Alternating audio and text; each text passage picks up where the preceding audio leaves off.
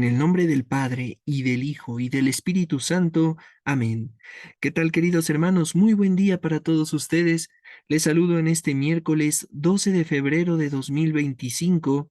Hoy nos disponemos a mitad de semana a darle gracias al Señor porque nos ha permitido escuchar su Evangelio y a través de él nos permite contemplar su voluntad. ¿Qué es lo que espera de cada uno de nosotros? Todos tenemos un propósito. Invoquemos ahora al Espíritu Santo para que descubramos qué es lo que el Señor espera después de escuchar este Evangelio de cada uno de nosotros. Del Santo Evangelio según San Marcos. Gloria a ti, Señor. En aquel tiempo, Jesús llamó de nuevo a la gente y les dijo: Escúchenme todos y entiéndanme. Nada que entre de fuera puede manchar al hombre. Lo que sí lo mancha es lo que sale de dentro. Cuando entró en una casa para alejarse de la muchedumbre, los discípulos le preguntaron qué quería decir aquella parábola. Él les dijo: ¿Ustedes también son incapaces de comprender? ¿No entienden que nada de lo que entra en el hombre desde afuera puede contaminarlo, porque no entra en su corazón, sino en el vientre, y después sale del cuerpo? Con estas palabras declaraba limpios todos los alimentos. Luego agregó: lo que sí mancha al hombre es lo que sale de dentro, porque del corazón del hombre salen las intenciones malas, las fornicaciones, los robos, los homicidios, los adulterios, las codicias, las injusticias, los fraudes, el desenfreno, las envidias, la difamación, el orgullo y la frivolidad. Todas estas maldades salen de dentro y manchan al hombre. Palabra del Señor. Gloria a ti, Señor Jesús. Vamos a dirigir nuestra reflexión, hermanos, hacia dos palabras que escuchamos en el Evangelio: intención y comprensión. Partiendo de la intención, pues vamos a entender que es el origen de cada una de nuestras acciones. Santo Tomás de Aquino, a quien voy a mencionar el día de hoy en dos ocasiones, nos diría que el ser humano realiza actos humanos. Y esto, en primer momento, podría uno decir, bueno, sí, eso es algo lógico, es algo absurdo. Pero Tomás de Aquino hacía una distinción. Los actos humanos implican dos cosas. Por un lado, el uso de la inteligencia y por otro lado, el uso de la voluntad. Ambas facultades carecen tanto animales como plantas, hablando de los seres vivos. Entonces, por eso la inteligencia y la voluntad le van a llevar al hombre a tener una mayor responsabilidad respecto a esos actos. Cuando tú realizas una determinada acción, dices alguna palabra o generas un pensamiento, esa acción en muchas ocasiones puede ser sujeta a un juicio moral y en consecuencia podríamos decir si tiene una buena intención o una mala intención. Repito, la mayoría de las acciones podríamos decir que van a ser sujetas moralmente, no todas, ¿verdad? Pero sí en un gran número, muchas de las acciones en cuanto tenemos una intención, podríamos nosotros decir, se puede juzgar y por lo tanto o es buena o es mala. La intención, ¿verdad?, podría quedarse en que es algo malo, pero no lo realizo y por lo tanto evitaría el pecado. Claramente, aquí creo que podría caber también esa frase de San Ignacio de Loyola cuando nos dice: quien evita la tentación, evita el pecado. Entonces, si yo veo una intención en mí que no sería bondadosa, que no sería realmente buena, y pongo un alto, pues esa intención no va a producir nada. Y el propio Tomás de Aquino nos diría entonces, esos fines, ¿verdad?, que sería otro nombre con el cual podríamos llamar a la intención, esos fines tú los lograste contemplar y usaste tu inteligencia para medir justamente las consecuencias y preferiste no hacerlo. Y entonces estarías actuando de manera virtuosa. Bueno, ese es a lo que nos llama el Señor. ¿Por qué? Porque si en el corazón, como hoy nos lo menciona el Evangelio, es de donde salen las intenciones malas y toda la lista de maldades que escuchamos, pues entonces ahí es donde se tiene que aprender a poner un freno. A veces, ¿qué es lo que sucede? Creo que también aquí podríamos citar al Papa Francisco, quien hablando específicamente de los chismes y las mentiras, él diría, a veces ya no le ponemos ningún freno a la lengua. Y creo que eso lo podríamos llevar a muchas otras acciones. A veces sí, somos chismosos y ni siquiera cuenta nos damos ya de que lo que estamos haciendo está mal. Soy una persona que le está robando al patrón, pero como el patrón pues tiene mucho dinero y es como quitarle un pelo a un gato, pues yo considero que no es algo malo. Soy una persona que mientras va conduciendo comete una infracción y prefiere darle una mordida al agente de tránsito, ejerciendo un acto de corrupción y por lo tanto también ahí habría un pecado.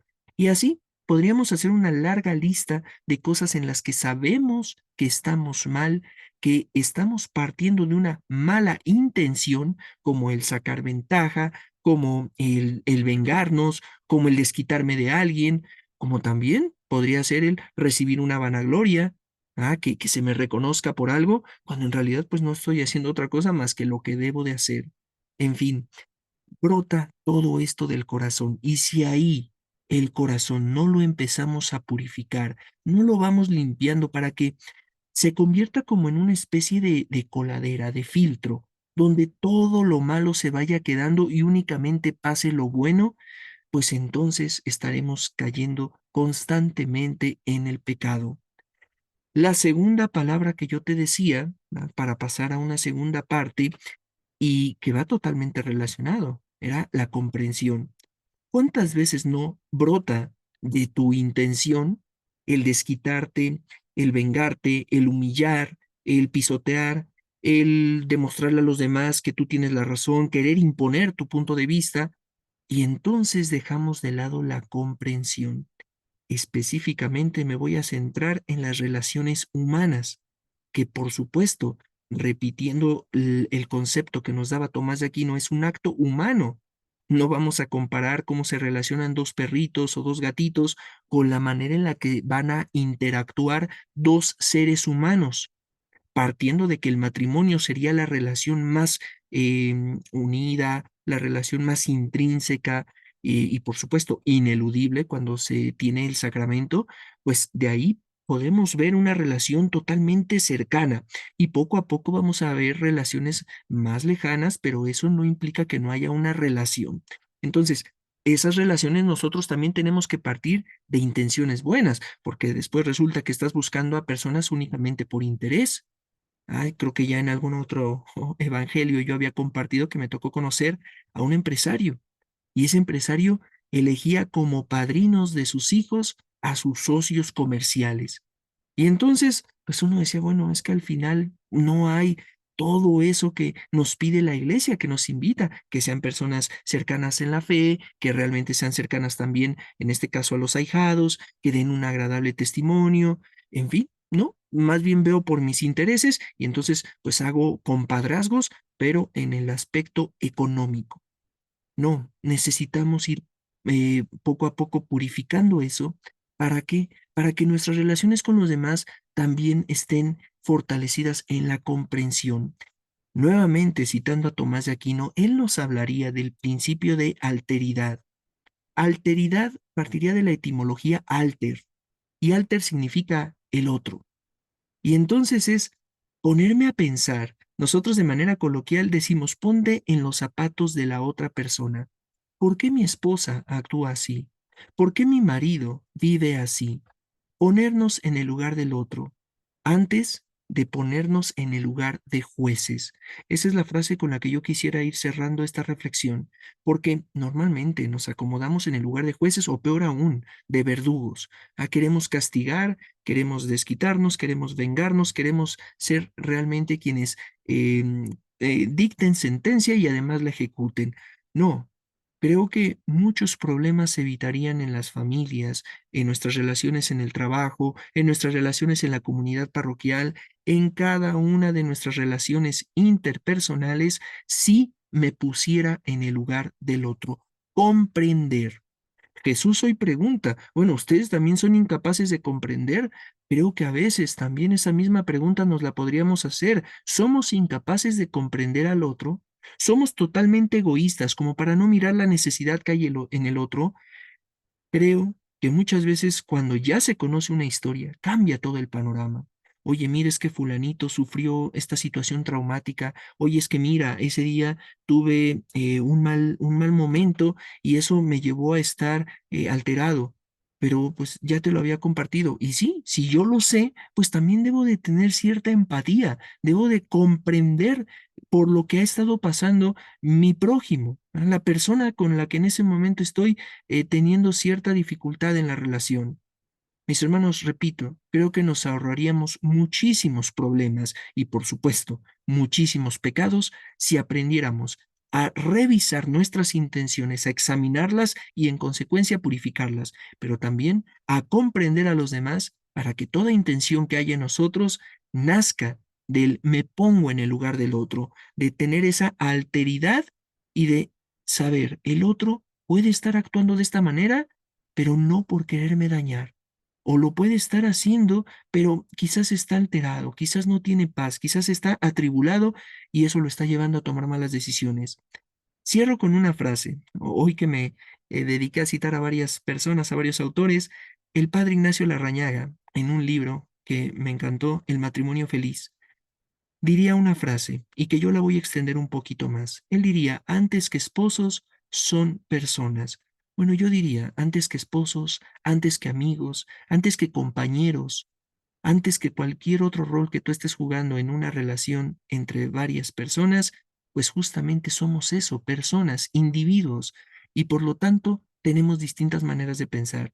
Que la comprensión vaya acompañada siempre de la tolerancia, del saber escuchar, saber entender y que no actuemos justamente como animales. Hoy que hemos dicho que nos distinguimos de ellos por tener inteligencia y voluntad, pues que también cada uno de nosotros podamos actuar de manera inteligente y volitiva para que seamos personas que agradamos a Dios con nuestro testimonio. Nos consagramos a la Virgen y decimos juntos, oh Señora mía, oh Madre mía, yo me ofrezco enteramente a ti, y en prueba de mi filial afecto, te consagro en este día mis ojos, mis oídos, mi lengua, mi corazón, en una palabra, todo mi ser. Ya que soy todo tuyo, Madre de bondad, guárdame y defiéndeme como cosa y posesión tuya. Amén. San Miguel Arcángel, defiéndenos en la batalla, sé nuestro amparo contra las perversidades y acechanzas del demonio. Reprímale Dios, pedimos suplicantes. Y tú, príncipe de la milicia celestial, arroja al infierno con el divino poder a Satanás y a los otros espíritus malignos que andan dispersos por el mundo para la perdición de las almas. Amén. Ave María Purísima, sin pecado concebida, en el nombre del Padre y del Hijo y del Espíritu Santo. Amén. Queridos hermanos, que tengan un excelente miércoles, que la gracia, la paz y el amor de nuestro Señor permanezca con ustedes y sus familias.